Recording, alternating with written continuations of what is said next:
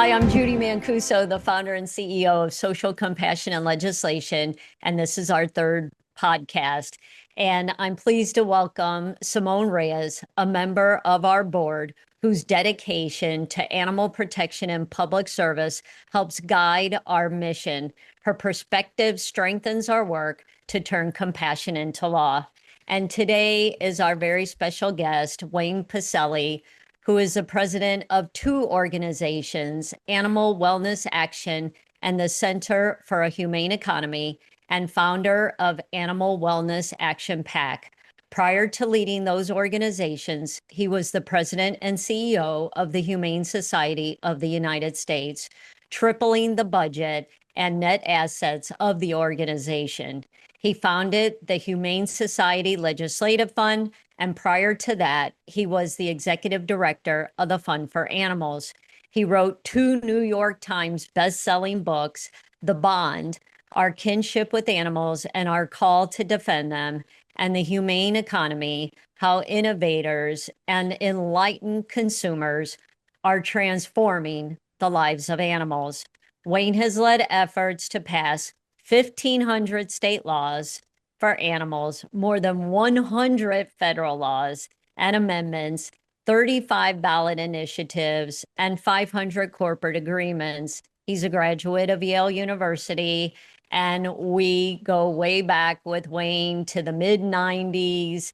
And so we thank him for his work, and we're excited to hear what he has in store for 2026. So Wayne, thank you. Please start us off. What's going on? Well, let me first just thank you, Judy. I mean, you have emerged as the leading legislative advocate in the state of California. You have initiated so many new policies for animals in the most important state in the country, Thank firmly you. establishing California as the leading public policy state in the country.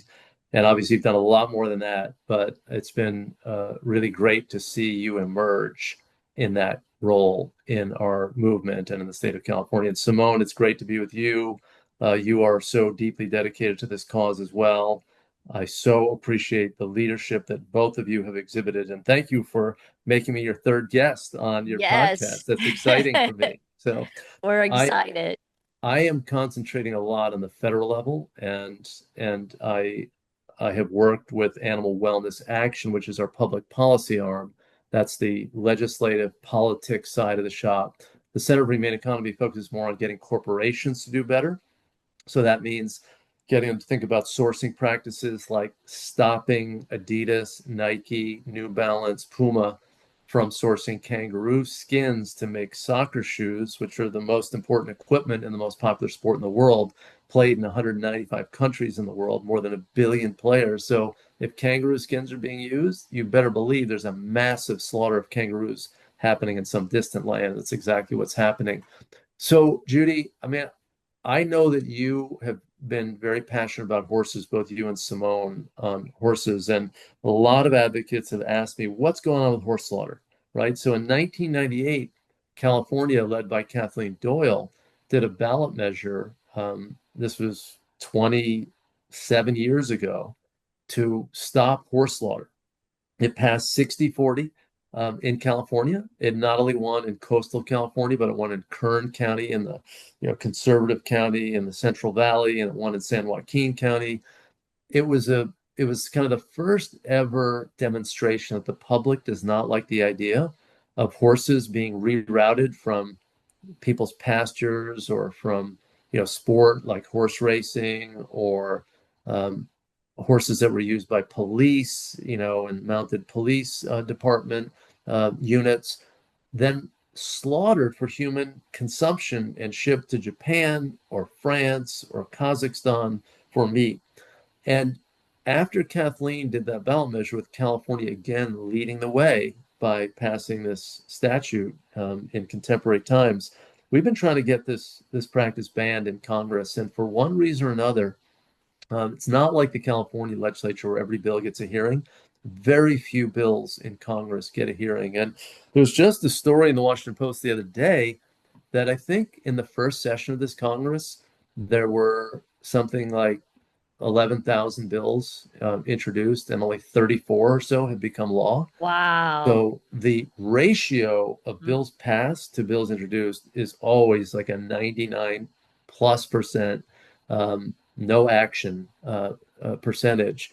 So in Congress, we've had the votes for years to ban horse slaughter. In fact, I worked on an amendment, Judy, when you and I were down in New Orleans responding to the Katrina crisis. You were one of the many self-sacrificing people who dropped everything in your life, Mm. came down to New Orleans and surrounding areas, also into Mississippi, which was also deeply affected, and went door to door rescuing animals. It was an incredible outpouring of compassionate people, and more than 10,000 animals were rescued from homes, with the homeowners thinking they were going to leave just for the weekend, leaving big Right. bowls of food and big bowls of water.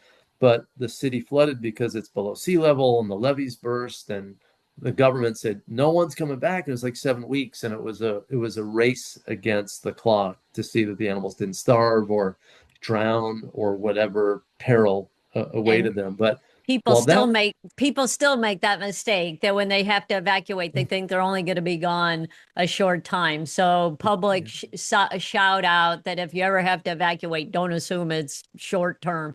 But go ahead. So you're saying 2005, you yeah, were working on this then. I remember as I was working, I was like, we were all like so steep down there, like the world like fell apart for all of us. But It did. it was amazing. Like the Congress kept operating, and I had my team in DC, and I was making phone calls from like the van that we had or the truck that we had down in New Orleans to senators. And in 2005, there was a vote in the US Senate to forbid any USDA spending on inspecting slaughterhouses in the United States. So at the time, we had three slaughterhouses. There was one in DeKalb, Illinois. There was one in Fort Worth, Texas. And there was another in Three for Kaufman, Texas. horses.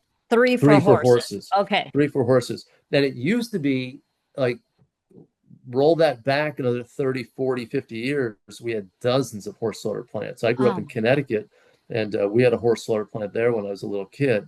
So it went down from like 30, 40, 50 slaughterhouses down to three by 2006. And then we passed this amendment, and Judy and Simone, this passed 65 to 30 with like five no votes to ban horse slaughter. So we knew at wow. that point in the 2000 aughts that there was plenty of support. It was a 2-to-1 plus ratio of senators, bipartisan. And then we passed the measure in the House. And that annual defunding amendment has been sustained just about every year since. And there was one year it wasn't sustained, but it didn't allow any horse slaughter plants to open. So in 2007, those three horse slaughter plants were shuttered, one in Illinois and two in Texas. And they've been shuttered ever since. The problem is we're still shipping live horses that are rerouted from these different enterprises, pleasure horses, and all these other purposes that I mentioned earlier. They're shipped. 80% of them now are going to Mexico, and 20%, maybe even a little less, going to Canada.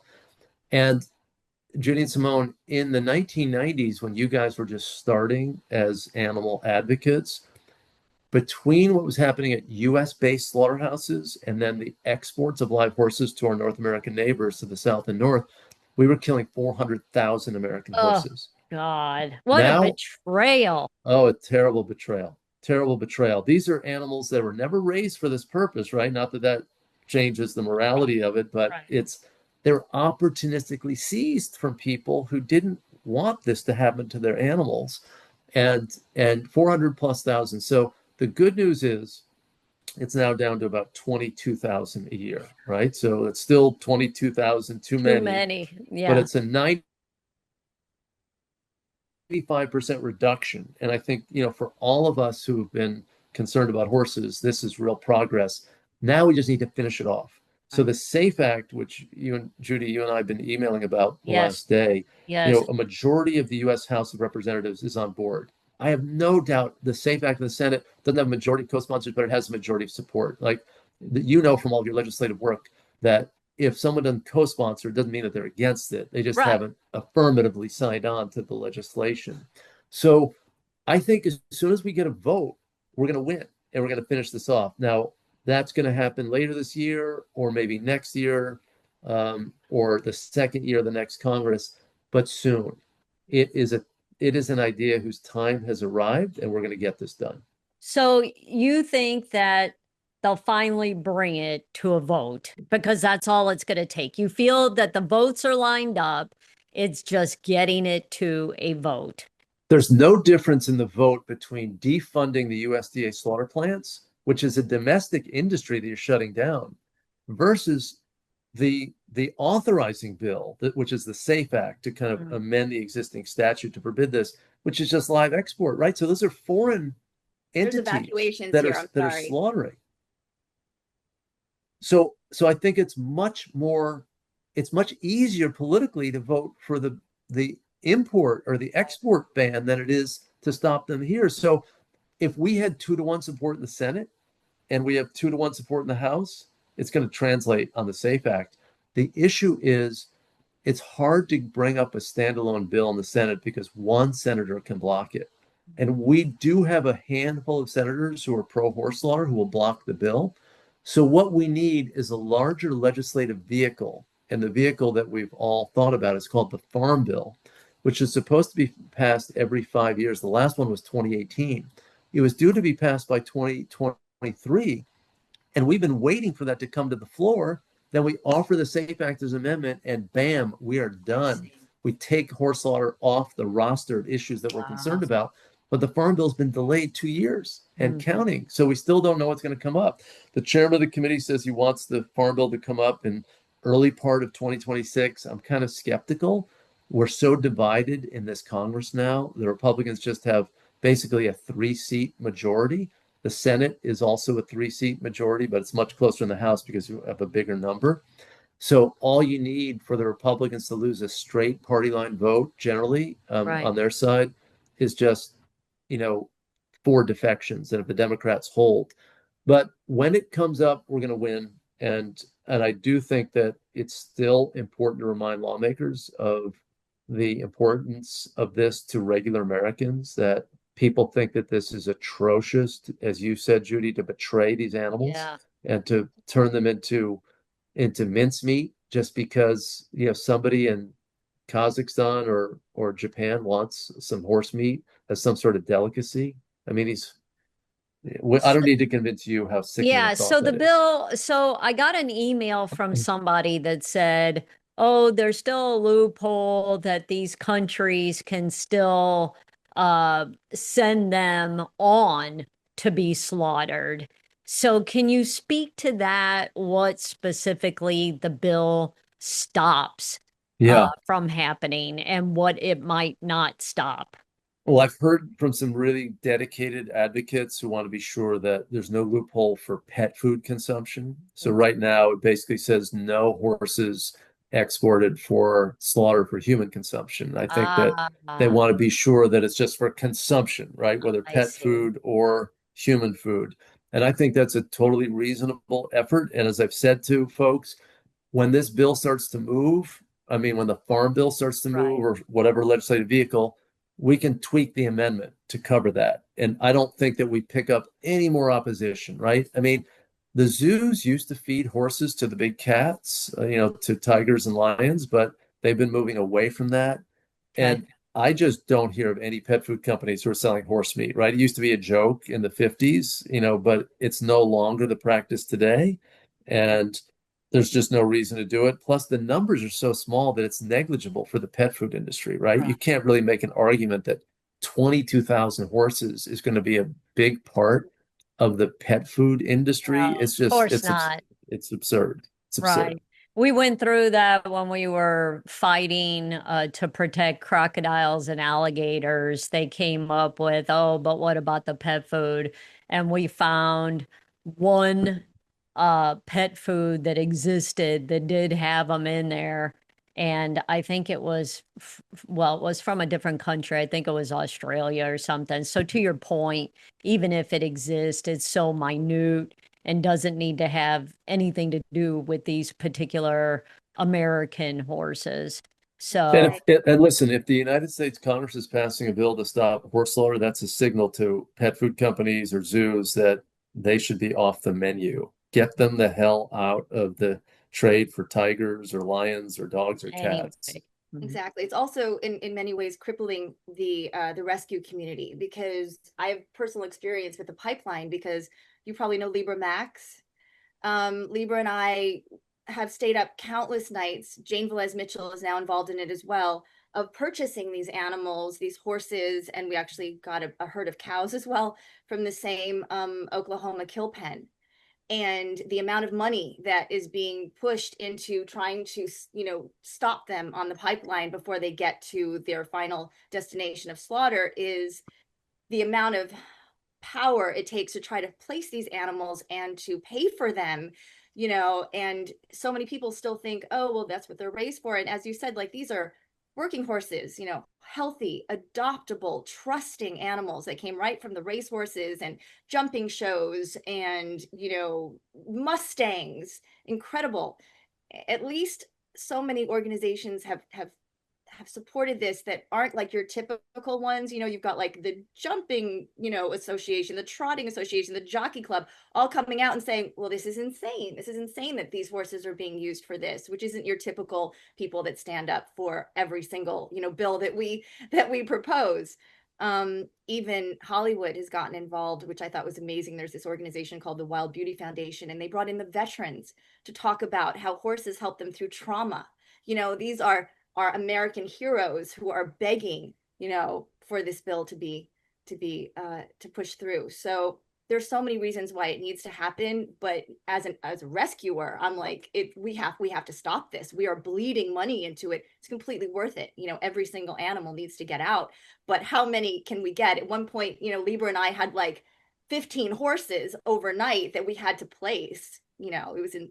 And Simone, where would they have gone if you didn't pull them from this kill? They were going to Mexico. They were going to Mexico. And they were, of course, there were some old, ones that had been worked, their entire lives and, could barely stand. But the majority were these incredible horses that you knew, and they all come with their papers, by the way. So what we started to do was we got the papers from the race horses, and we tracked down their jockeys, their owners, and said, do you know where your horse is right now? And many of them didn't, and they were horrified. So that's another thing, people are just, well, also the kill buyers also pose as good homes to get these animals. Well, they do. Atrocious. But Simone, the big argument from the pro horse slaughter people, even the AVMA, which I know, Judie, you've tangled with the AVMA, Yeah. In your legislative work, is they were pro horse slaughter, and their argument was, well, if we don't have an outlet for these 400,000 or 200,000 horses that are going to slaughter, then people are going to be cruel to them. There aren't enough sanctuaries, and they're going to abuse them. And now what we've seen is the disproving of their thesis, because we went from 400,000 to 20,000. So there are 380,000 horses that are no longer being shipped annually to slaughter. And where are all these massive cruelty cases? Where is the abandonment? We're going to have horses running all over our towns. Right. I mean, and the other thing is, I must say, is that these people were feigning concern for horses when it was people like you and Libra, Simone, who were the ones who were sacrificing and caring for them. Right. Who were these people who were saying they were so damn concerned and they didn't lift a finger to provide additional sanctuary capacity for the animals? That's right. Where's the AVMA? Yeah. Where are they in that? And that's, opposition to bills overall is, the first thing out of the gate is, oh, the sky's going to fall. Everything is going to go to hell in a handbasket if this bill were to pass. And we just went through this the other day on a bill we're working on at the state that we'll talk at a later date about. But, I said to the opposition, I said, do you have a real policy concern, or is this just slippery slope, And a lot of times it's just, hey, I don't like the issue, let the horses continue to go to slaughter. They don't have a policy issue. They don't have a real issue. It's a bunch of smoke and mirrors. So, well, thank you for that recap. And of course, whatever we can do. I know we've already sent in a support letter, but if we can do an email blast when the time is right, any pressure on whomever that may be to get it to the vote, we're here for you on that. And I know this is a good segue to our next topic, which you're working on, that has to do with chicks, which they have a whole lot of issues, the poor chicks. But why don't you go ahead and take the next bill and what you're working on with that? Yeah, well, listen, Judy and Simone, you guys worked on Prop 2 way back in 2008. This was a landmark California ballot measure to Huge. give certain animals raised for food who are subjected to the most intensive confinement a little more space. And the metric was the animals, laying hens, breeding sows, and veal calves, should be able to stand up, lie down, turn around, and freely extend their limbs. Not exactly an animal rights manifesto, right? Just No, kind of basic decency. Like, that's right. don't imprison the animal so severely that they're Can't even move. immobilized, right? These animals are immobilized. I used to mention this when I'd get in a small elevator with people, and there'd be 7 or 8 people in there. I said, "What if this elevator were to get stuck between floors 2 and 3? We couldn't open it up. You all would start to panic after about 15 minutes. You definitely start to get real agitated after an hour. And if Right. you're there for 6 or 8 hours, Mm, you'd be in a real catatonic yeah. state. Imagine these laying hens. They're in this for 18 months. They never Oy. get out. And I remember going to a factory farm in San Bernardino County, and this was an old style Everett where the cages were stacked up on top of each other. There was no conveyor belt that would take the manure away. They were just the hens on the bottom levels were black and brown from all the waste matter that was being dumped on them. So you're talking about unable to move, you're constricted, so you can't extend your wings more than an inch or two, and then you have fecal matter falling all over you. Ugh. This was the normal animal husbandry standard in the egg industry until we, the three of us, and so many other thousands of people in California. Wasn't it 68%? It was in the 60s. It was It like wasn't, it 63, was, I 64. remember, I remember you and I were in the same place. You guys had some kind of watch party. Yeah, yeah, And I remember when the results came in and it was just like blew everybody away. But it tracked with the polling you had done. totally, It totally. tracked. And I have to say, in the 18 years now since I founded my group, the polling that we've done for fur trapping, getting animals, wild animals out of circuses, puppy mills out of pet shops, it's all in the high 60s, if not even into the 70s, Totally. So California, thank goodness for us, is a compassionate state.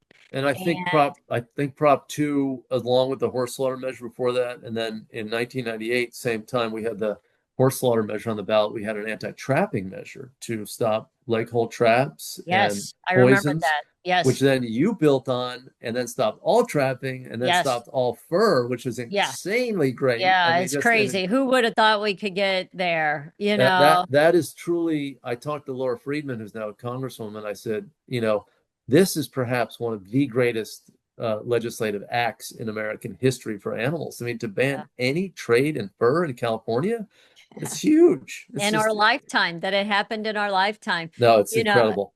yeah, So anyway, Prop 2 dealt with pigs and also veal calves, but we had a great commanding win. But what we really did is we put cage free as a standard into the American vocabulary, right? right. And you can look at that ballot measure, and then you saw that we ran the table with America's biggest food retailers, Costco and Walmart, and all these major companies saying we're just going to do cage free. McDonald's was the big one. Walmart, actually, let me correct myself, they adopted the standard. They haven't completely fulfilled it yet in terms of their purchasing practice, but they Not said that surprising. So this is a part when I read the intro, the 500 corporate agreements. This is yes. what when we talk about corporate agreements, what you're referring to. Exactly. So we ran through like 60 of the biggest food companies and got them to agree to cage-free as a policy Right. purchasing sourcing practice,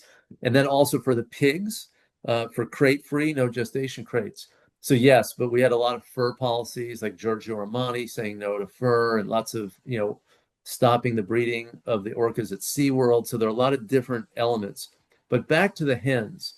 So cage-free is now part of our vocabulary, which is great. Now, I mean, I don't eat eggs, but I want to make sure that if the hens are being raised, that at least they can move around. It's just That's right.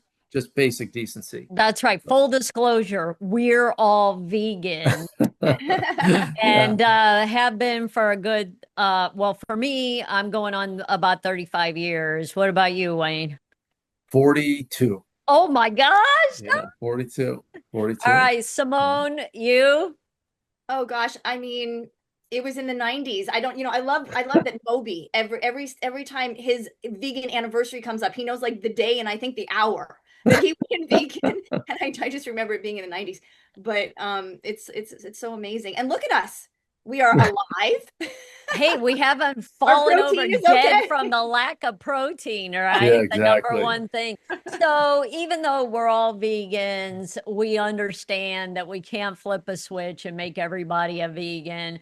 And Mhm. that's why Wayne has been working on just trying to make things more humane on the farms Mhm. until the animals are slaughtered for food consumption. We would like for everyone to go vegan, but it's just, yeah, It's a not pretty that deep-seated thing, right? I it's mean, big. And so in the meantime, and thank goodness you've been working away on this to make some animals' lives a little more tolerable for the small time that they're on this earth. So where are we now on this, Wayne? well, I think, no, that's a perfect segue, Judy. Trying to make things a little bit better for them on the short time they're here. No animals have a shorter time than male chicks Oh, who are produced by the egg industry because they just need the hens, right? right. Male chicks don't lay eggs, only the females do. So these chicks are born, and we have a hen population of 330 million that's producing eggs. Each hen is producing about 280 eggs a year, which is the per capita consumption. Each person in the United States averages 280 eggs, either Oh, either the whole. So so that means gross. there's one laying hen for every person in the United States. So you think about if you forget how many laying hens there are, just think how many people are in the United States. Over So we have 300 million, right? yeah, 330 to 340 million people, and that And means that that's how many many hens. Now, the lands. hen Wow. population has been down because we've had H5N1 bird flu, Right, and that right. has decimated Mm. the hens. We've lost 135 million hens over the last 3 years. Egg prices went up from $2 a dozen to $10 a dozen, and that didn't have anything to do with animal activism. That had to do with the incredible aggregation of these animals on these small number of farms, Right. and that the spread of disease, whether it's from cockfighting birds or whether it was endemic in migratory birds, this has been a real dilemma. This is one of the problems with factory farming. When you have a disease crisis, they're so clustered that you lose Right. immense numbers of them, and you can affect the market price and the production levels, and you can have shortages, which spikes prices. But anyway, I digress. The big issue that's emerging now in laying hen welfare is the maceration and carbon dioxide killing of these male chicks. So they're born and then they're macerated or they're suffocated.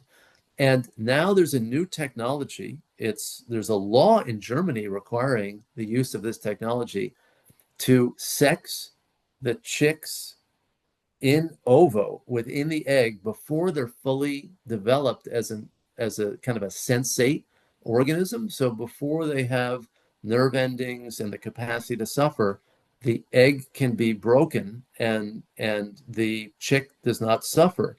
So just getting that, early enough in the incubation stage, it takes I like see. 21 days or something. You can get this at like the machine can make the determination like 7 or 8 days, and then you can solve this. So now we need a new standard in the American marketplace, which is chick safe, that these eggs are coming from an operation that does not kill these sensate living chicks, male chicks.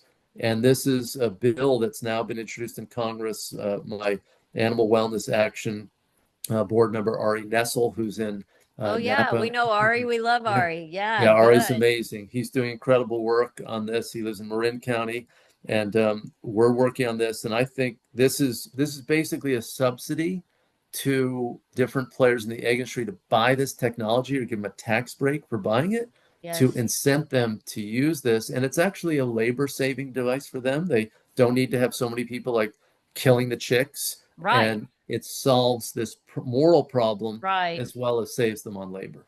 Well, that makes sense, and so just so that everyone understands that's watching this. So the reason why the industry only wants female chicks is because they're the ones that lay eggs.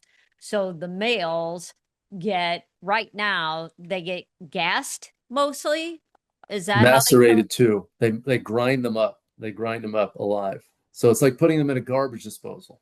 And how many male chicks are we putting in a garbage disposal are gassing every year? Do you have any Three estimate three on that? hundred 300 to 330 million a year. They're born Oh, just like that's the people. 300 million. Yeah, Okay, it's a 1-to-1 sex ratio it is. Okay. in terms So of birth, so just we like people. So we could stop all that. We could stop. And it seems like they would want to stop it because where does those grinded up chicks go, or the gas chicks? Do they go to landfill? Where do they then go, Wayne? there's really no use for them at that stage, and there might be a use for the eggs though as some sort of feed, if you crack the egg earlier, and there could be potential uses, but now it's just wasted. It's all just a big non-economic part of their enterprise. So So you could what actually make it slightly a small contribution to their economic well-being by not having to have all this labor to kill all of these living chicks. and what this one's called, the Egg Save Act, is that Egg Save correct? Act. Okay, Yes. modernizing America's egg industry. It's HR 5776. And this has been introduced. It's been introduced by Nicole Malliotakis, a Republican from New York, who's on the Ways and Means Committee. So, Judy, you know from all of your legislative work that your committee assignments are really important. You want to Right. get to a committee where you've got a decent chance to Yes, pass something. yes. And oftentimes, like the Agriculture Committee has the more rural members who are interested in that. It's a Oh, tougher yeah. committee.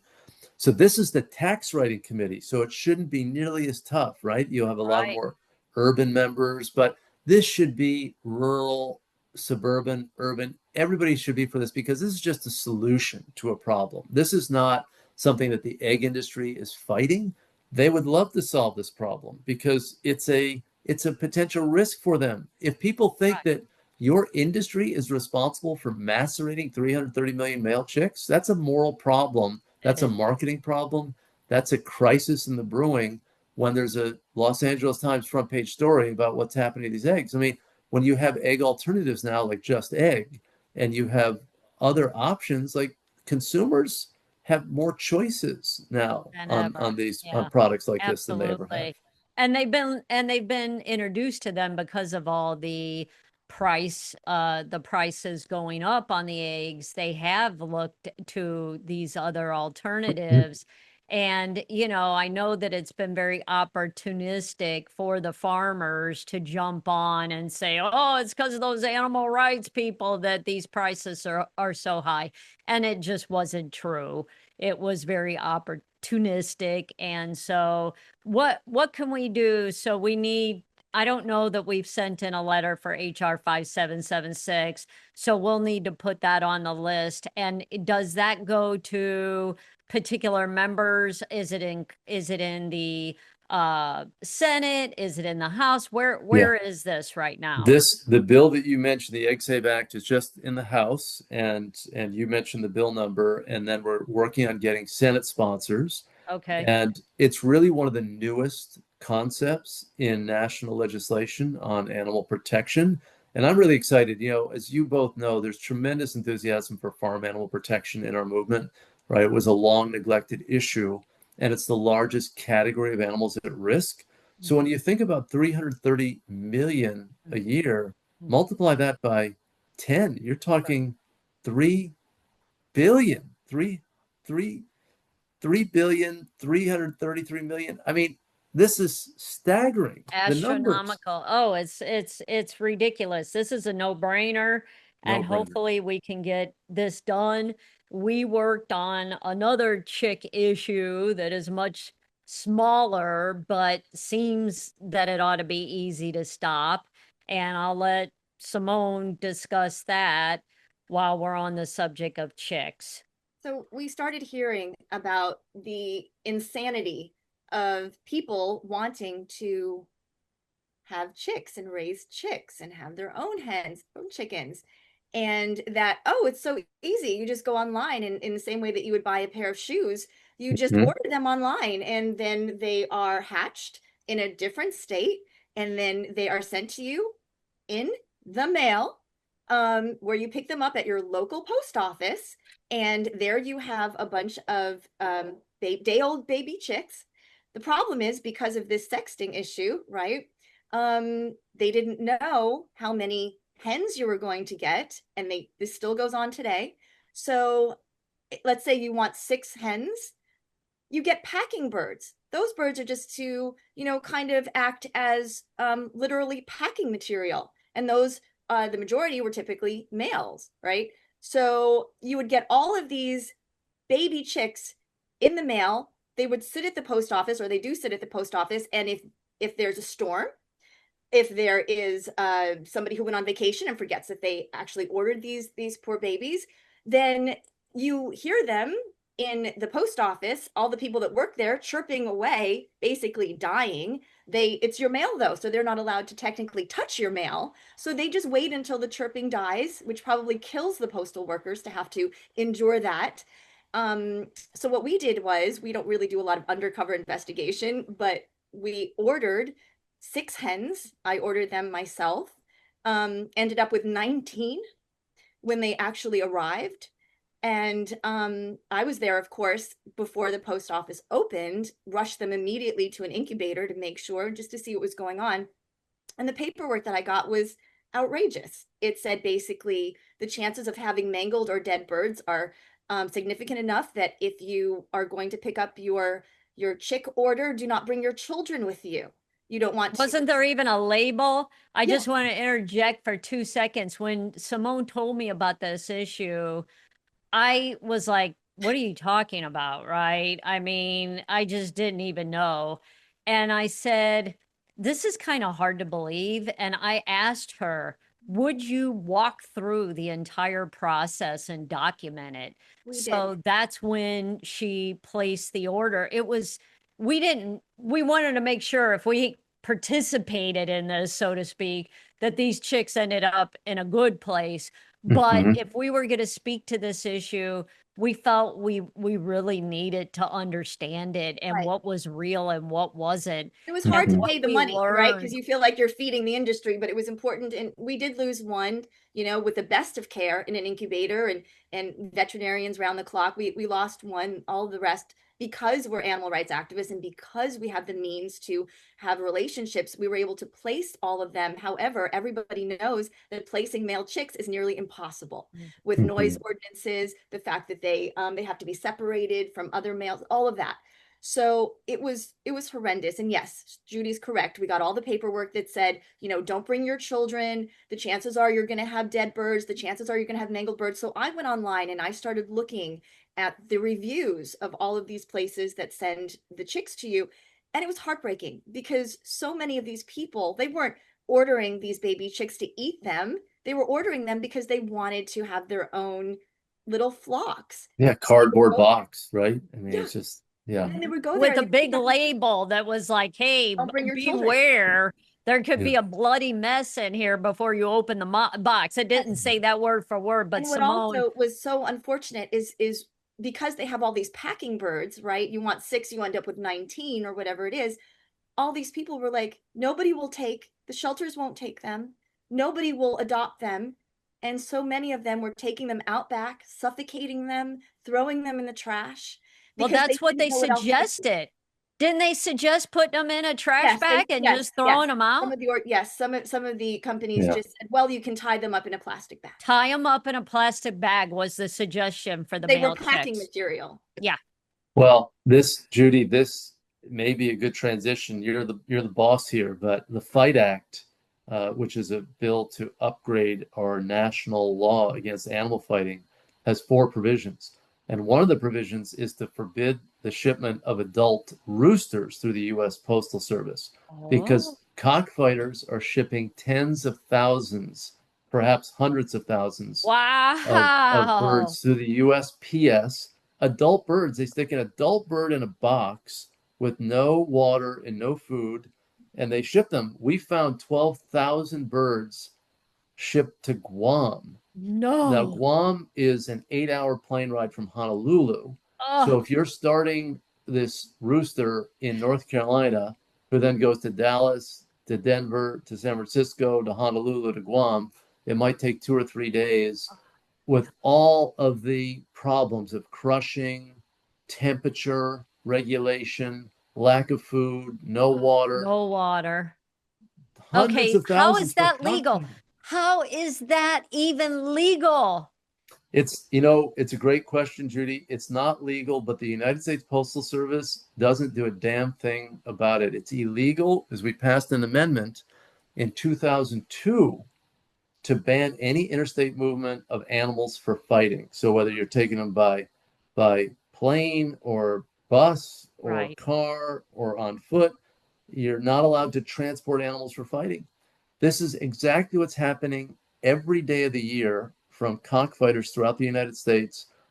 We found a huge transport chain from Midwest states to border towns in Mexico, where cartels then come up and take the birds to the fighting pits in Mexico. Oh, So you can see an immense traffic just to these border towns, and then they run up, just kind of like the horse slaughter stuff, right? I mean, we're shipping them to Mexico because they allow slaughter there.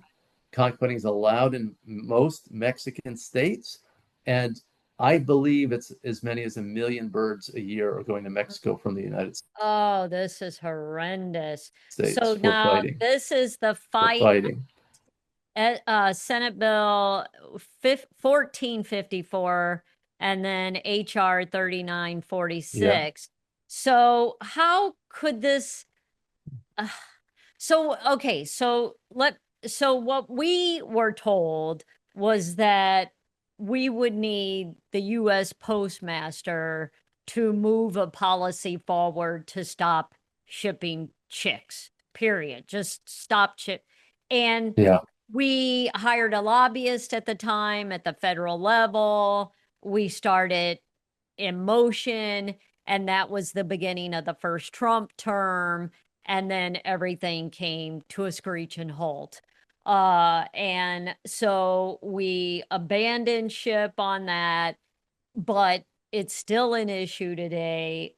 And Trump is back in office, so we don't know what that means. Obviously, it's the same as what you're saying, whether a bill gets heard or not in committee and then taken up on the floor is a tall order. Is it impossible? No. But is it going to happen? You hope so if all the stars aligned and everything. So, is there a way to incorporate that? Like, tell us, where's the Fight Act? I see you got it, Yeah. a Senate number, a House number. Is there a way somehow to shoehorn the shipping of chicks in this thing? Talk to us. No, I don't think there is. I don't think there is. But the good news is that other transporters by, airmail, ground mail, like UPS, FedEx. None of these companies allow live shipment of animals. It's basically just USPS. So we have a real opportunity to concentrate on this. And with all of the different sets of problems that have been documented in post offices in the back, all these crushed chicks. I mean, there's a real case to be made here, right? Now, these are big agricultural companies who are shipping the birds, and they've got real political power. Right. So it won't be easy. Mm. I will tell you that on fighting, this is adult roosters, right? So the reason that we did adult roosters is that that's who is used in cockfights, or the Right. adults, right? Yeah, These are right. people There's no selling these birds. excuse. Yeah.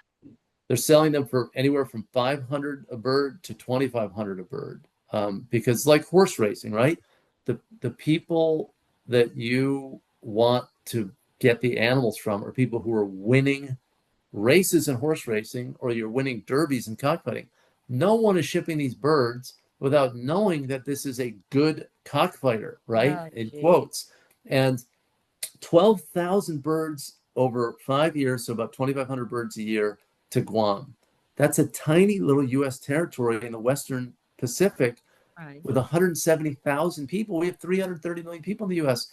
If you treat this as something of an indicator on the level of commerce, it's just enormous. And frankly, I'm sorry to tell you, Judie and Simone, both of you have done so much work for animals in California. California is ahead of the United States on animal issue after animal issue. That Prop 2, Prop 12, Prop 4, which is trapping, all of your work to end all trapping and to end all fur.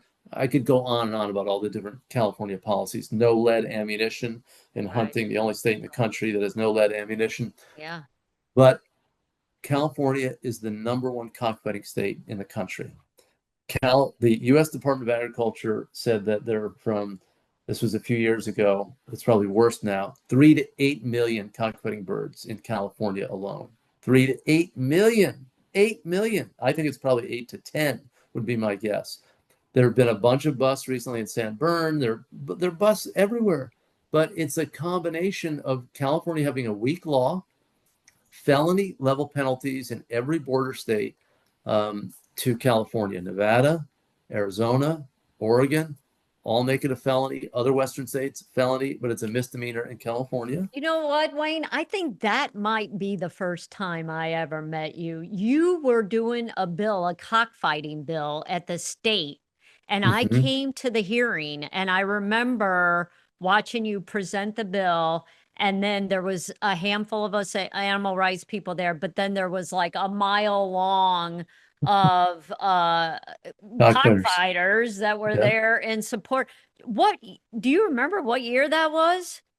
You're right. I mean, it's been a while. It probably was around early 95 maybe? 2000s. Like, Oh, you think yeah, it was that late? I Oh, think it was. I thought it was like maybe 95 or something. Now, It could have been. were you trying to, I think you were trying to get it to a felony, but then it was a wobbler or Yeah, something. exactly. Is that Exactly. And you know what we were facing? We were facing arguments from liberals about, criminalizing that's right. this practice, and people were Tradition, saying it right? was cultural. Now, Yes, that's what it was. Oh and yeah, I saw it's it all for myself. I was shocked. I think that was the 90s. it I might do. have been. We'll have to dig that one out. But Yeah, I just remember it was one of my first hearings, and I yeah. was just speechless. Well, we made it a felony at the federal level to engage in cockfighting anywhere, as well as other activities like possessing birds for fighting. 2007, a Republican congressman from California, Elton Gallegly, carried that legislation from Ventura County. But no, it's still weak in California, but it's the combination of a weak law, but also the unique demographics of California. You have a lot of people coming from countries where cockfighting is permitted. The Philippines, there's a big Filipino community. Right. There's a big Vietnamese community. Of course, in Orange County, where you're from, Judie, Yes. there's a very large Vietnamese community. Obviously, the Mexican community. But let me just say that the argument that is cultural is an insult to those ethnic groups. I agree. People Yeah. from Mexico don't love cockfighting. There's No. a small, just like in the United States, it's a small percentage of people who do it and believe in it. the vast majority think it's insane and horrible. The Right. same thing with the Vietnamese community. I mean, Young Kim is a congresswoman from Orange Yes. County. Yes. She's a co-sponsor of the Fight Oh, Act. good. Thank goodness. Almost all of the non-white lawmakers are completely on board. Latino, Asian, African American, other Black lawmakers, like from the Virgin Islands. Of course they are. It's just so racist when, you know, it's like, oh, it's, you know, the Latina. And it's like, no, you know, there is a criminal element in every color, and like dog fighting. That's white people, Black people, everybody people, you know. And when we reduce these things to just a particular set of people, and you're and it's like, well, wait a second here, you know, it's kind of like being Italian, Wayne. You know, just because we're Italian, everybody thinks we've got our families in the mafia, right? Especially if you tell them you're Sicilian. How many Yeah. times have I heard that over the years? No, exactly. And you know, you guys remember did a very controversial thing. You know, I was working on animal fighting like probably as much as anyone in the United States. I mean, I think it's a disgusting abuse to stage fights with dogs and birds. They put knives on the birds' legs. But after we helped to get Michael Vick convicted, you know, he asked to do something with us, and I'm like, no, I don't want your name in a release. But I thought to myself, like, there are a lot of urban communities in the US where kids are being drawn into dogfighting. What if Right. Michael Vick goes to these communities and says, this is horrible, Right. don't do it. Look what happened to me. I was stupid. I was immature. I engaged in this. It was cruel. So I traveled with him to 40 I cities. remember how controversial that was. It was totally controversial, but Very it was big. right. And I thought, what are we're just gonna shun him and not put him to use? Right. Or let's have a conversation that we would not have in any of these communities. We had Judie and Simone, we had high schools. Every kid was on the edge of their seat, like 2,000, 2,500. None of them were for animal fighting. And they heard from a guy they looked up to, and he said, I was so stupid. This is the most inhumane thing.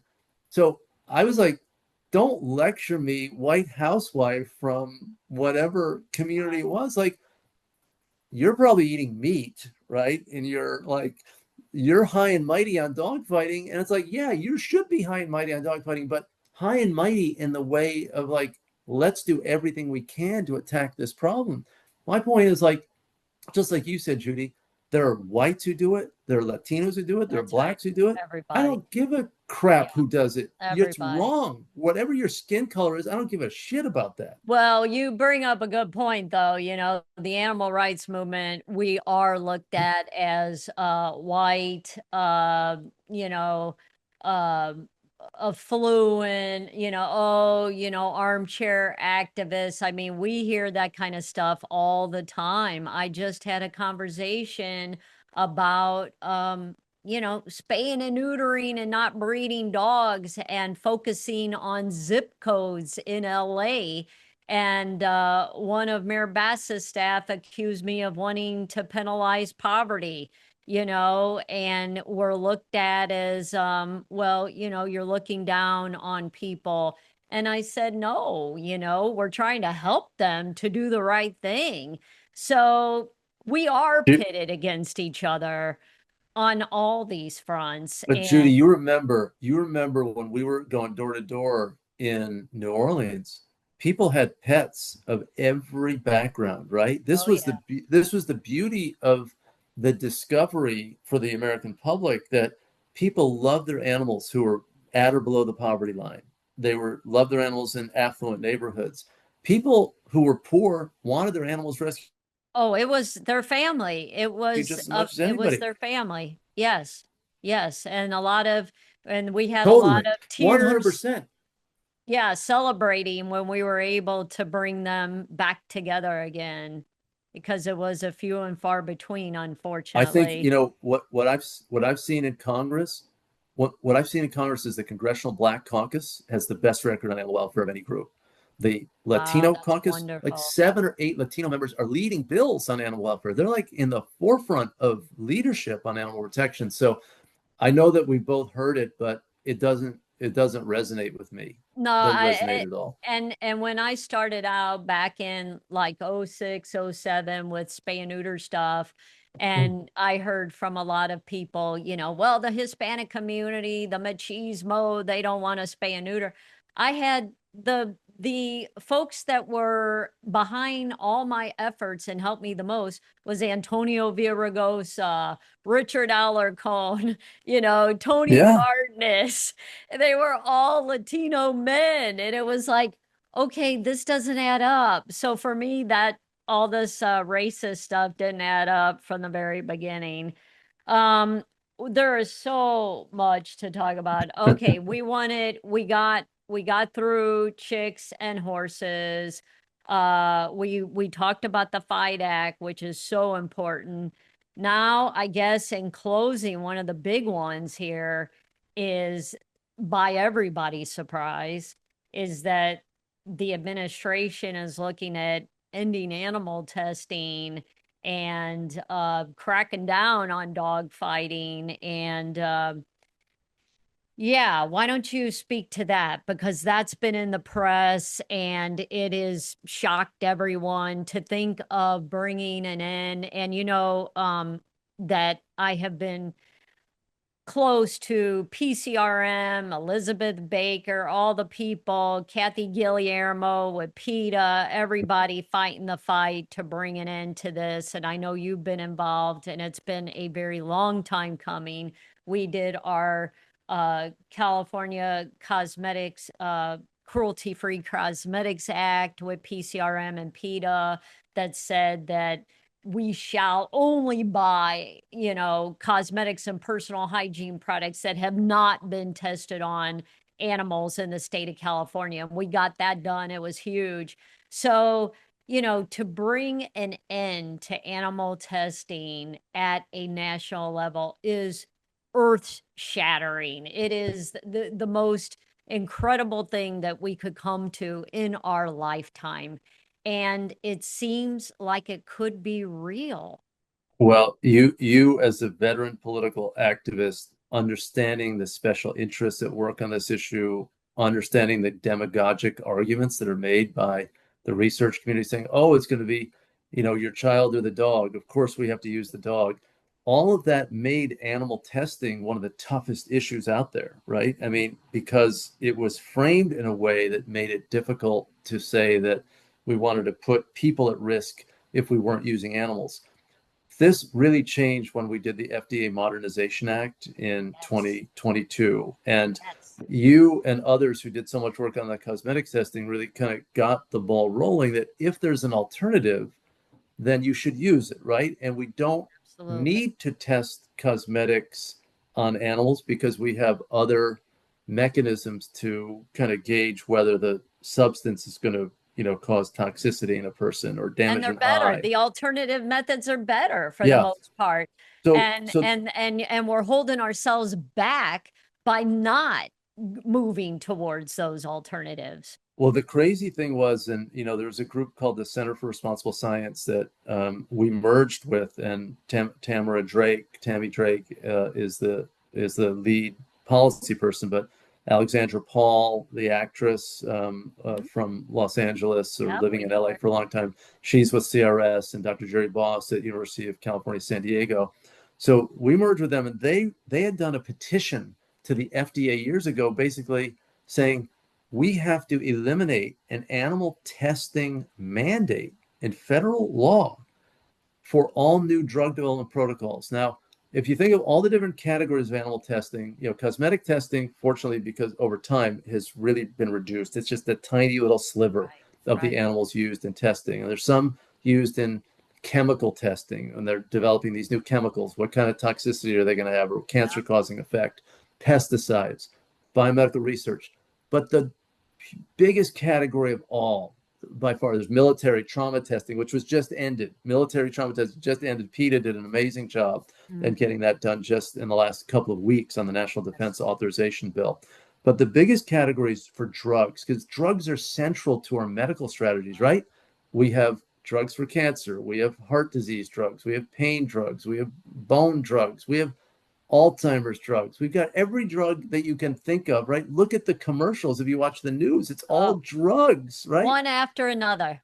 And the pharmaceutical industry is a $1.35 trillion industry per year, trillion. So we calculated that 75% of all animal testing is for new drug development. So the FDA Modernization Act, we got Cory Booker and Rand Paul, ideological opposites, to lead that. Same thing in the House. You're talking about the number 2, right? Yeah, the FDA Modernization Act 2.0, right? Right, because I remember being on a Zoom with you and a whole bunch of people, Dr. Michelson, working towards that. Yes. And can you explain what was most significant about that bill going on into law? And that was under President Biden. That was under Biden, exactly. And it was a bipartisan bill that eliminated the animal testing mandate. So it enabled the use of these alternatives like organs on a chip. We have human cells that can be organized to mimic the functions of a human liver or a kidney, which are the organs that really filter the toxins in the body. And those are kind of the most relevant for drug development purposes. Organoids. Now we have AI. We have, computational toxicity. We have all these things which are, and we showed from the data, from the research scientists themselves, that in 92% of cases where a drug passed muster in years-long multi-species animal tests, it failed when it went to human clinical trials. So the process was you have preclinical testing, which was all the animal testing, because it was required by law since 1938 in the Federal Food, Drug, and Cosmetics Act. And then you go to human clinical trials and it fails. So in 9 out of 10 cases, how could this be something that we accept as a standard? I mean, if you're a baseball player and you strike out 9.5 out of 10 times, you're going to be out of work. You're out of work. Yeah. If imagine in basketball, like if you're a decent free throw shooter, if you hit 7 out of 10, like no one's guarding you, you're at the line, you make the shot. What if you're less than 1 of 10? Like you said, out of work, get out of town. Don't even talk to me. So what we've done here is when we eliminated that, then Dr. Marty McCary came in at FDA as the commissioner. Bobby Kennedy, who's the Health and Human Health Service Secretary, worked with Trump, and they got Marty McCary in. He has now done a roadmap to eliminate animal testing and drug development in 3 to 5 years. I mean, Judie, this is a mind-blowing, unbelievable notion. Yeah. No, mind-blowing. And now Bobby himself is talking, who also oversees the National Institutes of Health, NIH, and other alphabet agencies that do research. He says, we got to stop the primate testing. Well, there are 70,000 primates tested on every year. I mean, this is immense. And what grounds it is our keener understanding of animal cognition, animal behavior, and how we cannot possibly treat these animals well in these sorts of environments, and these invasive tests cause pain, but also that it simply does not compare to human biology-based methods that are more efficient, less costly. We have a drug pricing crisis in this country because it costs $2.2 billion on average to get a drug from concept to market.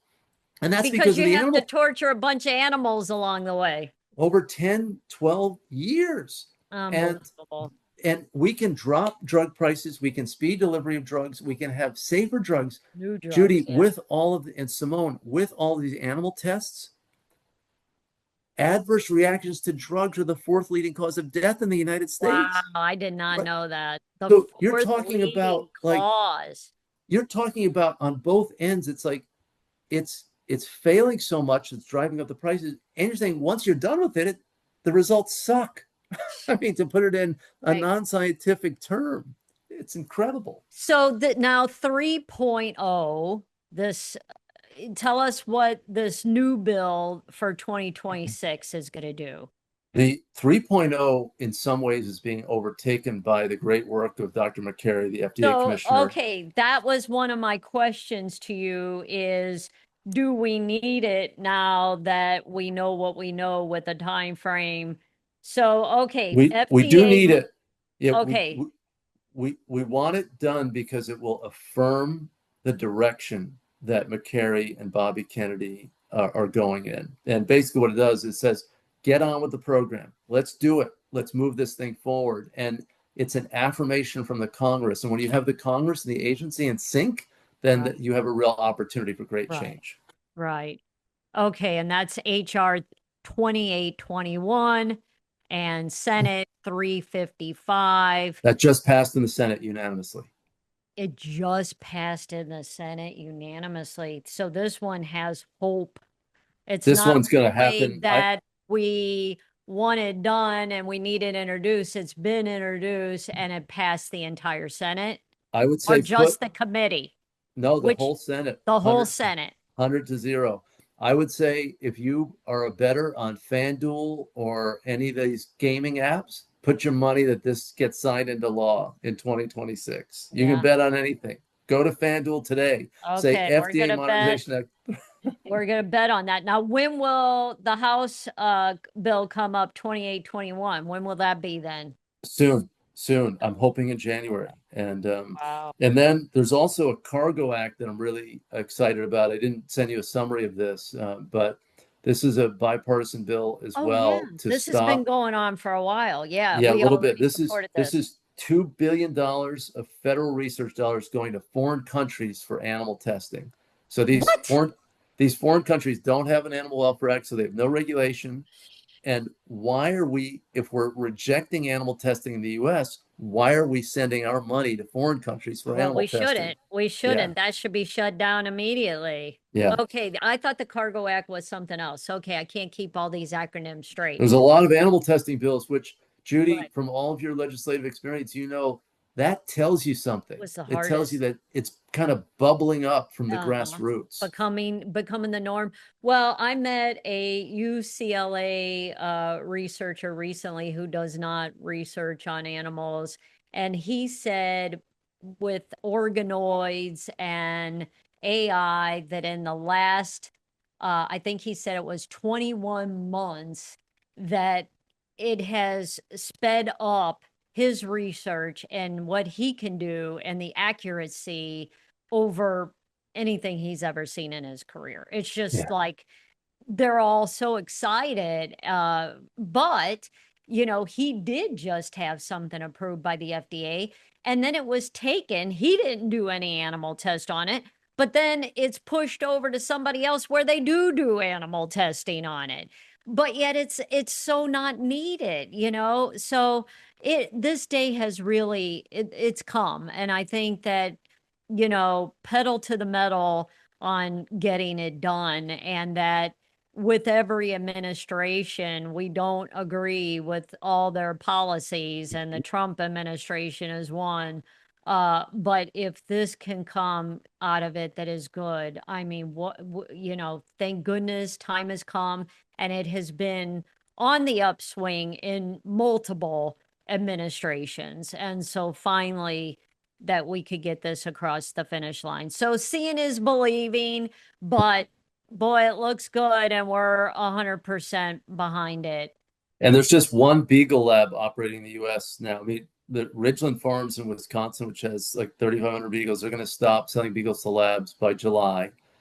In Vigo, which was a Virginia-based lab, was Right. shut down in 2022. There's now just Right. one left. It's in upstate New York with 30,000 beagles. Oh, This dear. place needs to be shut down, and now they're the only one, right? So it's just like we just have two Greyhound tracks in the U.S., and we're working with Grade 2K. We're going to get them. We're going to stop that, right? And we're going to stop this beagle breeding, and now the primate The stuff. primates. I mean, these are, Jane Goodall just died, right? And Right. a terrible moment to see her pass with her incredible effect on public attitudes toward animals. Obviously, she worked with the great apes, but she spoke about the primates. I mean, they're made of the same stuff. They have the same nerve endings. They have cognitive abilities. There They are want there are to, brothers and sisters, 98% the same, or yeah. it's And they live in the insane wild. that These are what wild. we've been doing to them.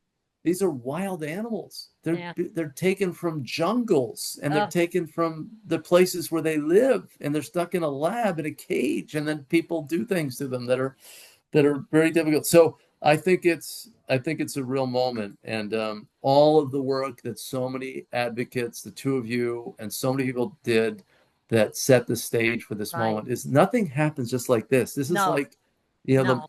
the model of change is like the burners on high, the water, you're not seeing any water move, and then suddenly it starts to bubble. But the heat has been applied over time, It and that's what's has a been going on. long, long time and so many fighting the fight.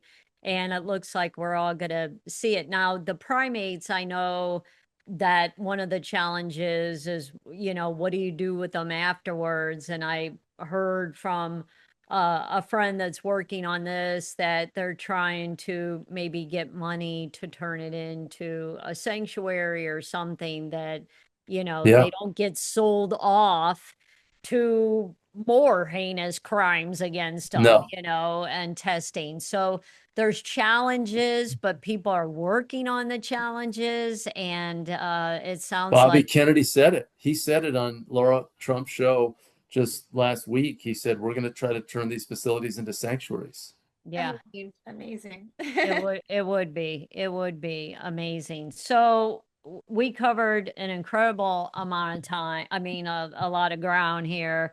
And I think we can wrap up. Is there anything, Wayne, that has been left out that you want to add to the conversation? Of course, we're going to put every link, all the calls to action on everywhere we post this, which will be our website, Substack, YouTube, and wherever else. So, yeah, any closing words for us?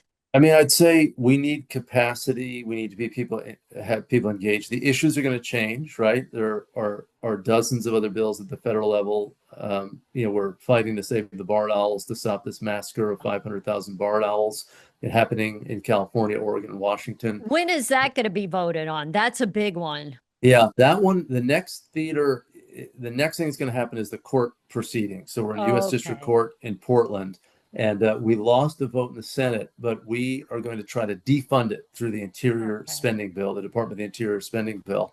But we'll hear a lot more about that issue, hopefully Please keep me updated on that. That is so insane. And I know it's that has divided some of the animal community, but I am 100% on the yeah. side that no killing these owls. It is insanity. And I, so please keep us posted on I that so will. we can I, help. I will, but really, there's no substitute for leadership in public policy, and social compassion and legislation has been the leader in Thank you. California, and you've been a participant at the federal level. And I just want to tell your supporters that the work is so important because it prevents so much cruelty. If you have statutes that create a new norm, a new ethical norm, and then impose legal strictures on cruelty, this is so important and it's so enduring, and any social movement must progress into the policymaking stage. So California has been the great leader, and like I tell the legislators that kind of went from the California Assembly or the Senate, like, now we need you to do what you did in Right. California, in Exactly. the nation. Lead. Mm-hmm. Like Ted Lieu. Yep. Tony Carden is just retired, but he was incredible, as you mentioned Yep. him, and Laura Friedman, and there's so many. Nanette Barragan is incredible. She's from LA, and I mean, you've got a great group of lawmakers in California who are really caring about animals, and you've got Republicans who care as well You from do. It is California. bipartisan. I've always, worked with both sides. I've been criticized for it in the past, but I'm like, hey, I don't care what Got to stripes do it. anybody is, man. I want them all to care for animals. We should Number one.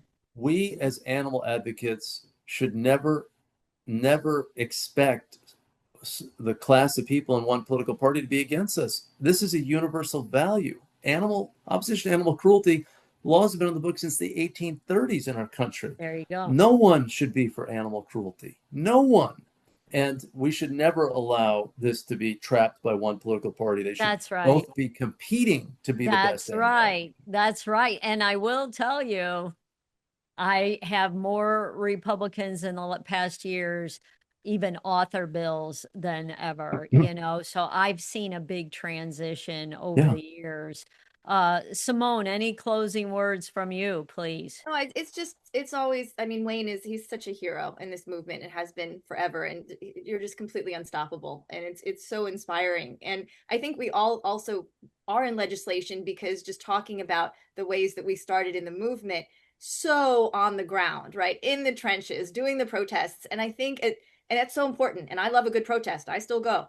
But the idea of begging people to do the right thing versus just forcing them to do it. Hey, it's against the law now. Sorry, is is kind of like it's going to work in a way that I think being on the ground, I think we all got a little burnt out from the day to day of begging, 10 people that we might see on a street corner, or maybe 100, versus just, okay, it's the law now. So if you don't do it, you're going to get in trouble. So I think legislation is the way to go. And I love that we're all so focused on it. Yeah.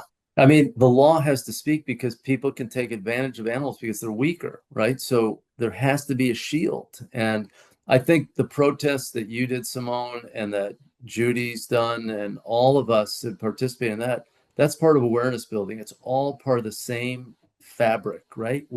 But we have to now move to adoption of these policies. And when you have the government doing this, like NIH funding all this primate testing, you've got to go to the government to address the problem. Exactly, because they have the money and the purse strings. And Yeah. if they stop funding these cruel, outdated, heinous animal tests, then that forces the hand of these researchers to do the non-animal test, which then are finding these better treatments, these better drugs that we've been held back because they keep funding the same old year after year. So it is revolutionary.